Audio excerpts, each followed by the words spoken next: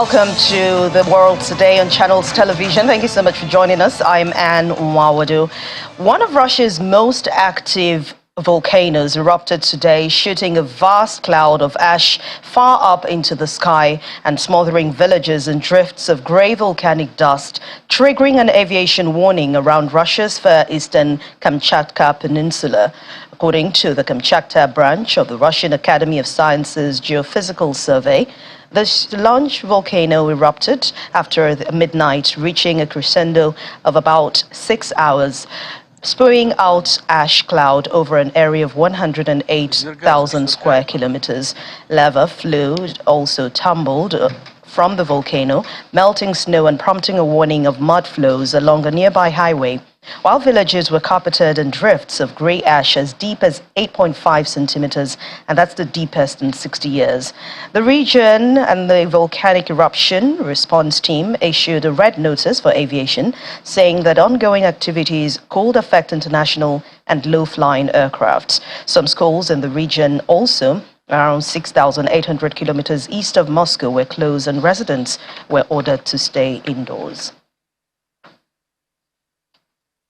Russia said that it launched the attack on multiple fronts and destroyed one U.S.-made artillery system, while Ukraine claimed its forces repelled Russian attacks in various directions.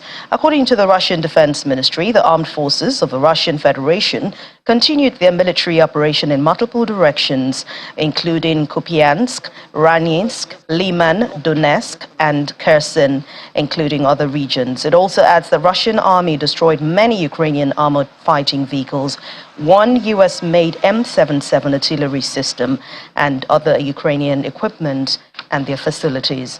Russia Air Defense forced down 2 high-mobility artillery rocket systems, projectiles during the day, adding that multiple Ukrainian unarmed aerial vehicles have also been shot down.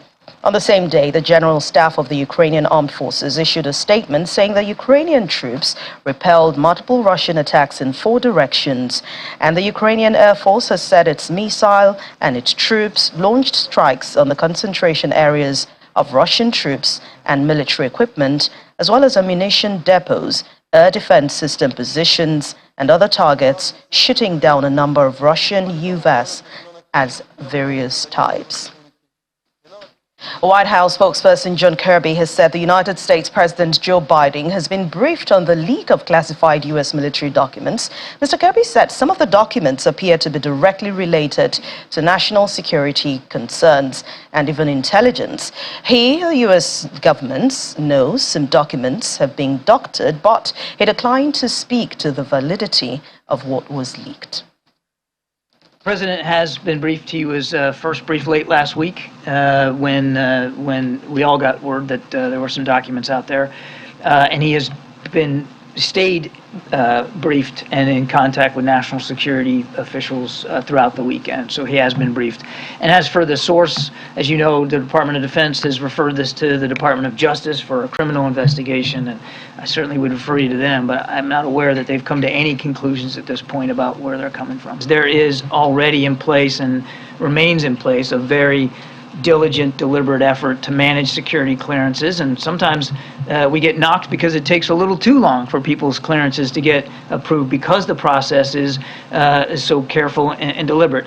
I think, to your question, I think we just need to be careful right now speculating or guessing what might be behind or who might be behind what looks like a potential leak here of classified information. So we need to let the process sort of bear itself out. So we're taking this very, very seriously. There is no excuse for these kinds of documents to be in the public domain. They don't deserve to be in the public domain. They deserve to be protected. So we're going to get to the bottom of this, and then if there's actions that need to be taken as we learn more about the extent of what happened here, we'll obviously take those. Meanwhile, a professor of strategic studies in Johns Hopkins University says the Pentagon confidential document is one of the most damaging intelligence leaks in this century So far, U.S. national security agencies are reviewing how they share their most sensitive secrets inside the U.S. government and dealing with the diplomatic fallout from the release of dozens of confidential documents. Investigators are already working to determine what person or what group might have the ability and the motivation to release the intelligence reports. This century so far, we have seen 4 vast intelligence-related leaks. Cablegate, Chelsea Manning, then Snowden on NSA, then Vault 7 on CIA, and then again the Shadow Brokers, another NSA leak. This is number 5 in that series of major, highly damaging, highly embarrassing intelligence leaks. So I think we're looking at, safe to say this is one of the most damaging intelligence leaks this century so far. This leak, when compared to all the others, is unique in the sense that it is comprised of finished intelligence products. About 20 pages are serial intelligence reports produced by different agencies. A serial report is a 1-paragraph, concise reporting on a specific issue in a specific country. The other 20-some pages are maps and war updates from Ukraine. And some of these are sourced with very sensitive sources, FISA-derived intelligence, or perhaps even more damaging, some human sources are involved.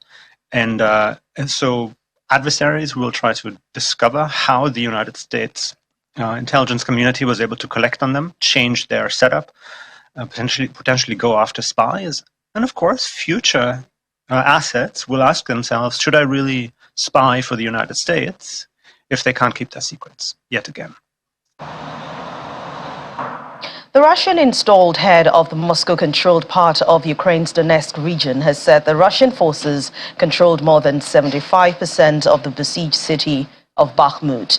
The battle for Bakhmut has been one of the bloodiest in the 13-month conflict, drawing comparisons with World War I due to massive casualties on both sides. Moscow-installed regional leader Denis Pushlin published footage of himself on Telegram purportedly visiting the small mining city where battles have raged since last summer. He is seen among ruins clad in body armor with explosions audible in the background. Russia says the capture of Bakhmut will open up the possibility of future offensives across Ukraine, while Kiev and West say the now smashed city has only symbolic importance. Civilians in Chasiv Yar, that's a few kilometers west of the embattled Bakhmut, collected humanitarian aid as explosions were heard in the background. Alina, who lives on a farm south of Chasiv Yar, said with other people after her apartment was bombed out, drove to the town looking for washing detergent. She said, quote, "Without electricity, you can get by somehow, but without water and washing detergents, I asked them and they gave me a bottle. I'd like to bring it over to my farm so that we can wash clothes and ourselves." She adds she was saying this in tears in her eyes when thanking the aid volunteers who brought things for them. The 60-year-old Victor, who had left Bakhmut 2 weeks ago on his bicycle, said the level of destruction in Chasiv Yar resembles that of Bakhmut. Russian forces pressed attacks on frontline cities in eastern Ukraine, while Ukrainian officials play down a report that Kiev is amending some plans for a counteroffensive due to a leak of classified U.S. documents. But Kiev says the Russians were pounding Ukrainian positions around besieged Bakhmut in the eastern Donetsk region and other cities and towns with airstrikes and artillery.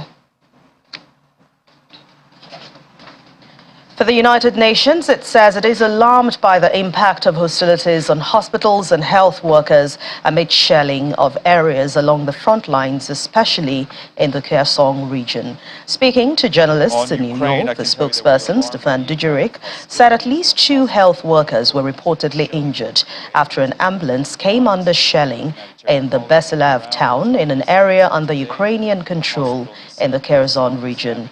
Mr. Dujarric added that since the start of the full-scale war, health facilities on both sides of the front lines in Ukraine have all been destroyed or damaged. In 2022, nearly 70% of all the attacks against healthcare workers worldwide happened in Ukraine. Recent months, humanitarian convoys have delivered medicine. On Ukraine, I can tell you that we are alarmed by the impact of hostilities on hospitals and health workers amid shelling of areas along the front lines. Our humanitarian colleagues on the ground are telling us that as of today, a hospital in the city of Kherson was damaged after being hit, and on Friday, at least 2 health workers were reportedly injured after an ambulance came under shelling in Berislav town in an area under Ukrainian control in the Kherson region. Since the start of the full scale of the war, health facilities on both sides of the front lines in Ukraine have been destroyed or damaged. WHO says there have been at least 24 attacks on healthcare in the first 3 months of this year alone. In 2022, nearly 70% of all attacks against healthcare workers worldwide happened in Ukraine. We once again stress that health workers and facilities must be protected under international humanitarian law. We, alongside our partners in Ukraine, are working to keep health services running. In recent months, humanitarian convoys have delivered medicine and medical supplies to several locations along the front lines in the Donetsk, Kharkiv, Kherson, Zaporizhzhia regions. Last year, we and our partners provided health services to some 9.4 million people in Ukraine. U.S. State Department spokesperson Vedant Patel said that Russia has not granted U.S. consular officials access to Wall Street Journal reporter Evan Gershkovich since he was detained last month and is in violation of international law. Patel told reporters at a regular press briefing that Moscow had over the weekend formally notified Washington of the detention, but the United States is still seeking consular access to him, who's been detained since March the 29th on espionage charges. The Wall Street Journal has denied Gershkovich was spying. Under our consular convention. What I can say is that we are still continuing to seek consular access. At this point, it is a violation of Russia's obligations under our consular convention and a violation against international law. We have stressed the need for the Russian government to provide this access as soon as possible. This is something that we're continuing to raise with them. It is a violation. We believe that it is a matter of human dignity to ensure that Mr. Gershkovich can meet with consular officers. What do? Do you have any recourse at all?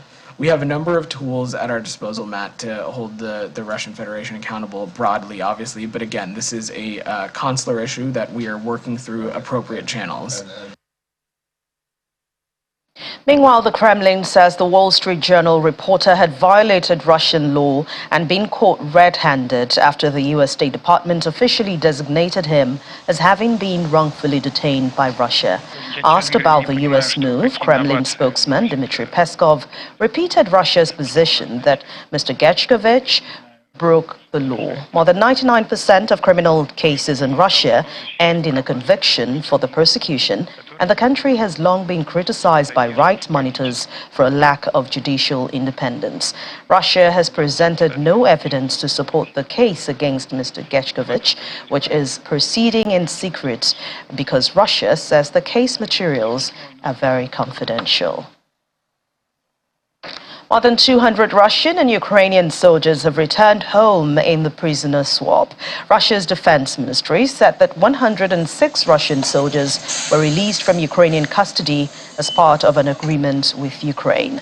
On the other hand, Andriy Yermak, Ukrainian President Volodymyr Zelensky's chief of staff, said that Russia freed 100 Ukrainian prisoners.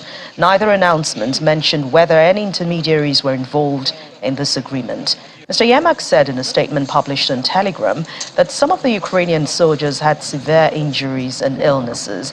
He added that the latest sporadic prisoner swaps in the war that started in February 2022 was not an easy one.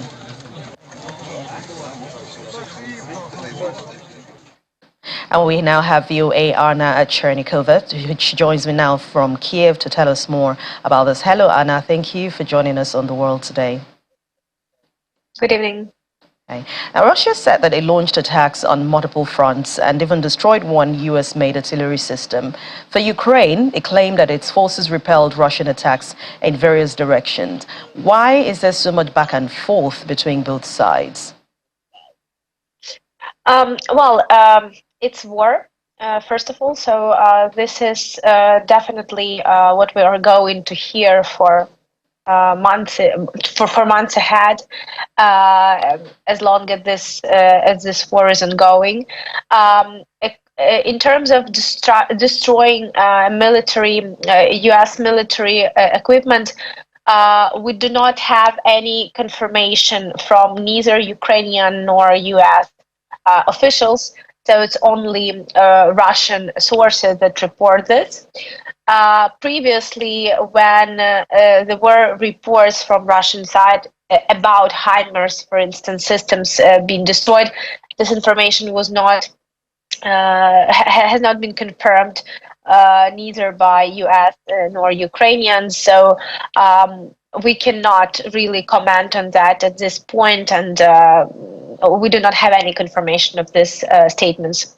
But definitely, Ukraine is under fire. Not only frontline areas like Donetsk region and Kherson region. Of course, these areas are under the most fire and under the most attacks. Also, this includes the region of Zaporizhia and the city of Zaporizhia, because this is like a very pre-frontline area. But also there are a lot of attacks happening lately at the bordering regions with Russia, such as Kharkiv region, Sumy region, Chernihiv region, and we're also hearing these reports, and we're seeing the footage, and talking to people. Hearing people's reports as well. So this is something that is happening. But of course, the most fierce fighting and the most fierce attacks are happening in the area of Donetsk region and Kherson region, where Russian forces particularly have artillery distance to the areas. And this is also one of the reasons why the city of Bakhmut is at such a hot spot, because Ukrainian forces are trying to make sure they do not let Russian forces shorten this artillery distance to other areas. Yeah, so we know that back and forth, I mean, this is expected when it comes to war, but sometimes there are conflicting reports when they do these reports. I mean, Ukraine has said that it has seen no Russian advancement in the city of Bakhmut.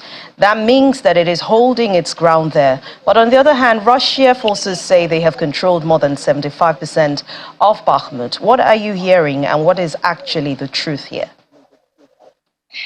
Yeah, definitely. Both sides are trying to create this, comfortable information environment for themselves. This is for sure what we are seeing. What I can say from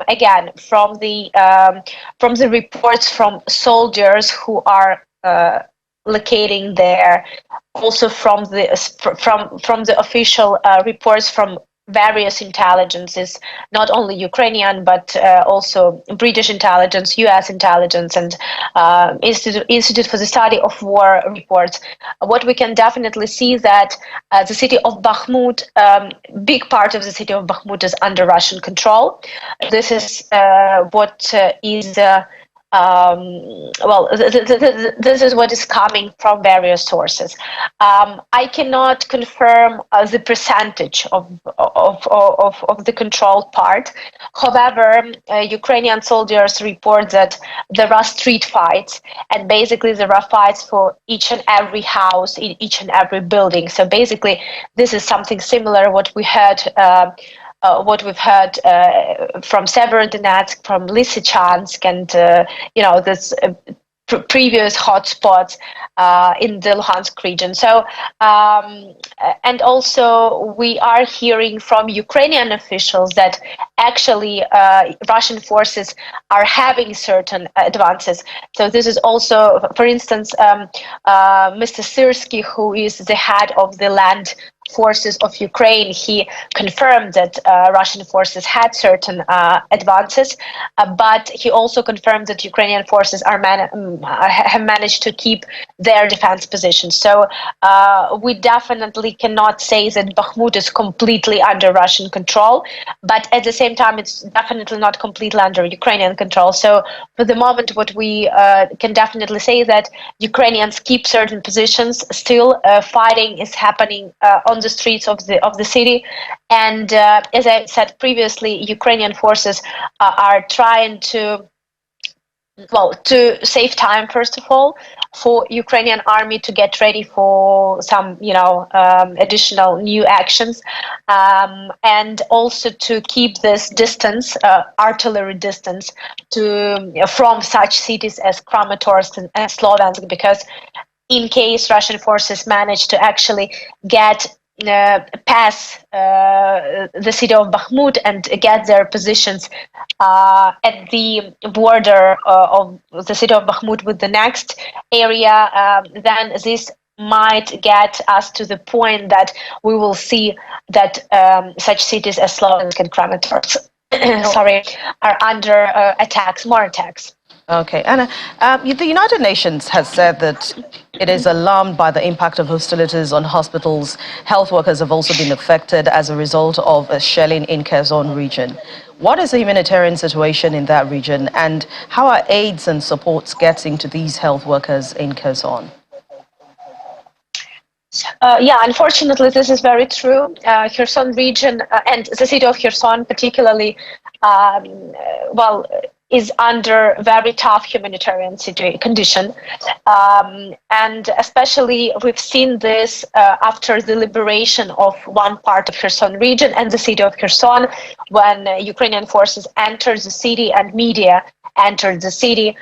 It was quite clear that humanitarian situation is catastrophic.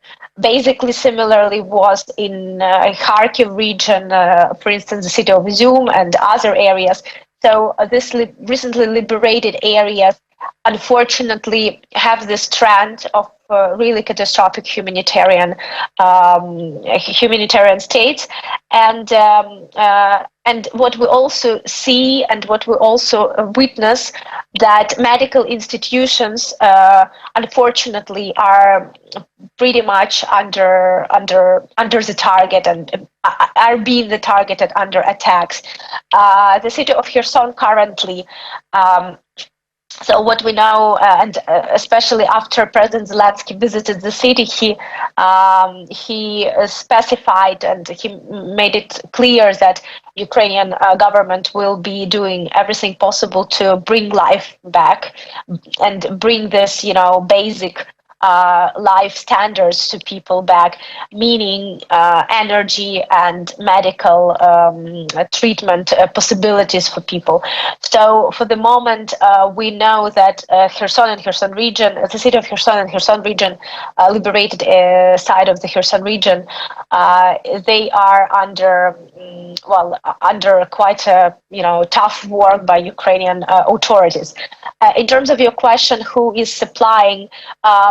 Both government and volunteers. There are a lot of volunteer work, not only Ukrainian volunteers, of course, but also international organizations are trying to supply the most crucial things to people, including medical equipment, medical medications, drugs, medical drugs, and so on and so forth. So this is a kind of combination of all possible sources to get this kind of stuff to people, especially to those liberated areas in the Kherson region, which are again under artillery attacks by Russian forces, because there is a part of the region which is artillery distance for Russian forces still. All right, Anna, before I let you go, more than 200 Russian and Ukrainian soldiers have returned home in a prisoner swap by both countries. What is the mood like in what, I mean, some would like to call it goodwill, if you will? Yeah, definitely. Yesterday was a happy day for, well, here in Ukraine particularly. I can say that people, of course, every time Ukrainians are getting this news, especially the news about that many people coming back, because we're talking now about 100 people returning from captivity. Definitely, this is a very positive news for the country, for the nation. What we know for the moment that 20 people, 20 women and 80 men were returned.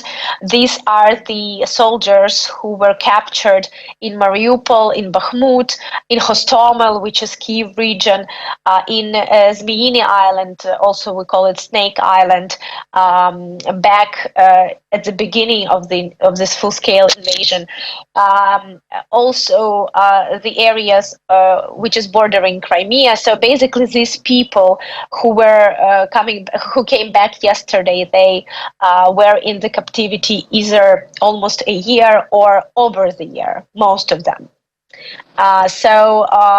This is something that, yeah, this is definitely quite a great case, especially considering that war is still ongoing and such swaps are really very interesting case internationally. Yeah. What we've heard from Ukrainian officials that now these people are under treatment, under medical assistance because their condition, physical and mental conditions, are quite bad. So we will hear more probably sometime soon. All right, we hope to hear good news very soon. Thank you very much, Anna Chernikova.